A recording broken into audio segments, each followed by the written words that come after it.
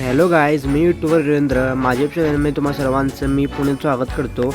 तर मी आज एका ठिकाणी चाललो आहे की तो ठिकाण तुम्हा सर्वांना खूप आवडणारं ठिकाण आहे. सर्वात प्रथम प्रसिद्ध देवस्थान आहे. तो कोणता देवस्थान आहे तुम्हाला मी व्हिडिओमध्ये दाखवणार आहे. व्हिडिओ पूर्ण पहा आणि आपला यूट्यूब चॅनलला सबस्क्राईब करा, लाईक कमेंट शेअर करायला विसरू नका. तर बऱ्याच दिवसांनी आज आमच्या घरी पाहुणे आले होते आणि मुंबईत पाहुणे आले होते. त्यांना बघायचं होतं एक मंदिर. तो मंदिर त्यांना खूप आवडतो आणि त्यांना मी दाखवायला निघायला लागलो आहे. कारण मी आता आलो इथं CBS स्टँडवरती आणि CBS म्हणजे मला बस वगैरे पकडायचं आहे. इथं बस पकडल्यासुद्धा इतकं गर्दी आहे की नाही म्हणजे बायकांचं चिंगरा बायका कुठं बी गेल्यावर काय ऐकत नाही. एकामेकाच्या अंगावर पकडून सीट धरायला म्हणजे गर्दी होतं. मग आम्ही बसलो बसमध्ये. तर आम्हाला 4 सीट मिळाले बसमध्ये आणि तो 4 सीटामध्ये आम्ही ॲडजस्ट केलं. कारण की आम्ही ऑलरेडी चौघच होतो आणि बसमध्ये बी खूप प्रचंड गर्दी होतं. मग खूप मस्तपैकी असं निसर्गाचं वातावरणाचा आनंद घेत आम्ही प्रवास केलो आणि आम्ही अशा ठिकाणी जाणार आहोत. ते ठिकाण खूपच छान आहे, खूपच मस्त आहे. तो ठिकाण म्हणजे धक्कांचा राजा श्री ज्योतिबाचं मंदिरला आम्ही निघालो दर्शनासाठी.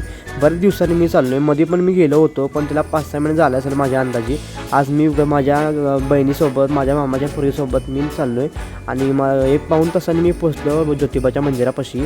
आणि सोमवार असल्याने एवढं काही गर्दी नव्हतं या मंदिर परिसरात. रविवारी पूर्ण गर्दी असतो कारण की रविवारी हा ज्योतिबाचा वार आहे. दर्शन रांगेत थांबलो. 15 ते 20 मिनटामध्ये दर्शन झालं. मला खूप सोप्या पद्धतीने दर्शन झालं. नियोजन मी खूप पद्धतीने चांगल्याने केलेलं आहे दर्शन सोयीसाठी. कारण की रविवारी प्रचंड गर्दी असते. रविवारी तब्बल 1 तास लागतो दर्शनासाठी आणि इतर वेळी तुम्ही कधीही आलात तर लवकर दर्शन होतो.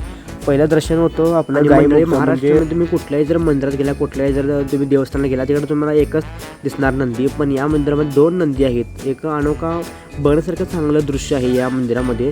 त्यानंतर मंदिरामध्ये प्रवेश केला. मंदिरामध्ये सर्वात प्रथम आपल्याला श्री महादेवाचं दर्शन होतं. महादेवाचं दर्शन घेतलं मग चोपडा देवीचं दर्शन होतं. चोपडा देवीचं दर्शन झाल्यावर मग आपल्याला ज्योतिबाचं दर्शन घ्यावं लागतो. सर्वात शेवट ज्योतिबा दर्शन होतो. असं 3 दैवत प्रमुख या मंदिरामध्ये आहे. बाहेर आल्यावर मी गुलाल आणि खोबऱ्याचं उधळण केलं कारण की या देवाला गुलाल खोबऱ्याचा खूप मान आहे.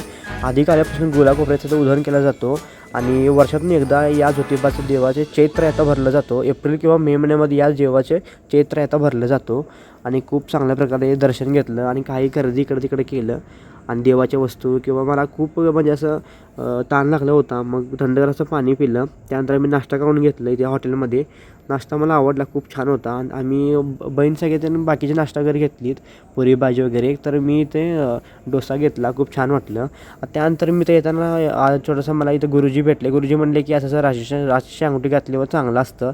राशीची अंगठी घातलं.